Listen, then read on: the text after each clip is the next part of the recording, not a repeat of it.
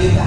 Anak-anak zaman sekarang itu bukannya lagi sholat, kadang itu lagi main HP, dipanggil orang tuanya nggak mau letakkan HP itu.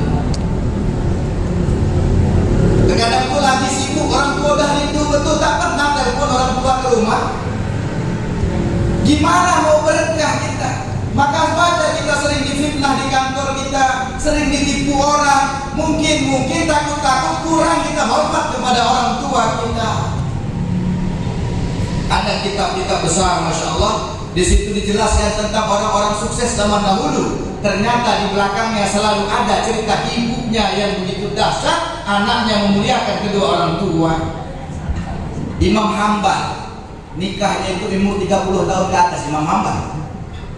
Maka dikatakan sama temannya ketika ibunya sudah meninggal dunia baru menikah. Dikatakan sama teman-temannya, wah Imam Hambal, kenapa engkau lambat menikahnya? Apa jawaban beliau?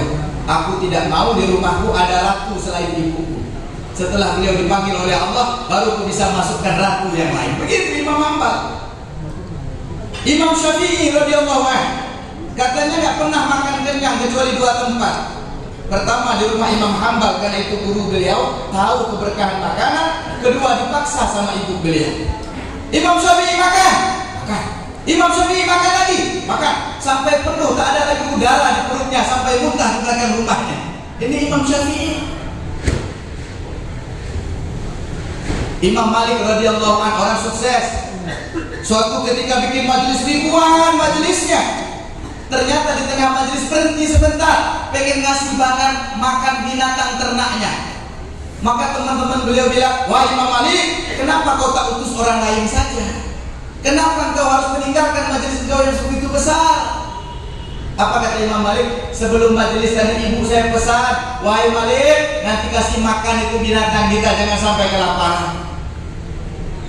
Kita sekarang itu naudzubillah min dzalik, banyak anak yang malu dengan kedua orang tuanya. Kalau sudah nikah seakan-akan lepas orang tuanya. Padahal keberkahan kita itu ada di orang tua. Pesugihan terbesar itu orang tua. Kalau datang ke dukun mungkin dunianya nampak sukses, tapi akhiratnya celaka. Tapi kalau kita datang dengan orang tua, berbagi gaji dengan orang tua, kirimin orang tua di kampung. Kalau mereka masih hidup telepon, kalau mereka sudah meninggal dunia, kirim ke kubur beliau itu dengan amalan-amalan kita. Dunia akhirat kita akan diberkahi oleh Allah. Amin. Dulu pernah ada orang datang ke kami, Pak Ustaz, tolong doakan apa untuk orang tua saya. Saya udah lama sakit, udah berapa bulan Pak?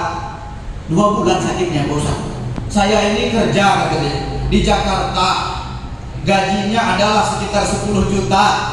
Setelah ini sibuk ngurus orang tua, ini di mana bos turun gajinya katanya. Bapak datang ini maksudnya apa? Minta didoakan maaf supaya meninggal ibunya. Dah capek ngurus orang tua, nanti bapak yang saya doakan mati duluan nanti. Kecuali kita kasihan orang tua kita sudah tidur di kasur segala macam, kasihan dengan orang tua kita ini, minta keputusan yang terbaik dengan Allah. Kalau karena kita merasa repot, nanti akan dihisap oleh Allah. Berapa banyak kamu ngurus orang tua dibandingkan orang tua ngurus kamu. Bahkan ada kiai yang dulu menyampaikan, kalau lagi ngurus orang tua itu, kalau dia lagi buang air besar, jangan tutup hidung. Nanti dia bawa perasaan, oh saya ini bau. Tak boleh tutup hidung katanya. Nampakkan seger. Ngurus ibu itu semangat. Itulah lahan pintu surga terbesar. Karena ada hadis Nabi SAW mengatakan, kalau kita menemukan salah satu orang tua kita yang sudah tua, maka kalaulah itu tidak bisa menjadikan kita masuk surga, jalan mana lagi kita harus masuk surga? Sekarang berapa banyak anak yang merasa repot? Dulu orang tua kita, masya Allah, satu orang tua bisa ngurus 9 anak. Sekarang 9 anak lempar orang tuanya sana ke sana. Ini orang tua kita dahsyat. Sudah mulai hilang sekarang ini, masya Allah. Kalau kata Buya Yahya itu ada sekarang ini durhaka halus. Apa itu? Orang tuanya dibawa ke rumah, tapi dijadikan pembantu tanpa terasa. Ibu, mana baju saya sudah setrika belum? Ibu, kenapa belum masak ibu? Ibu, kenapa belum ini ibu? Masya Allah. Kita tanpa terasa sudah menjadikan orang tua kita seperti itu.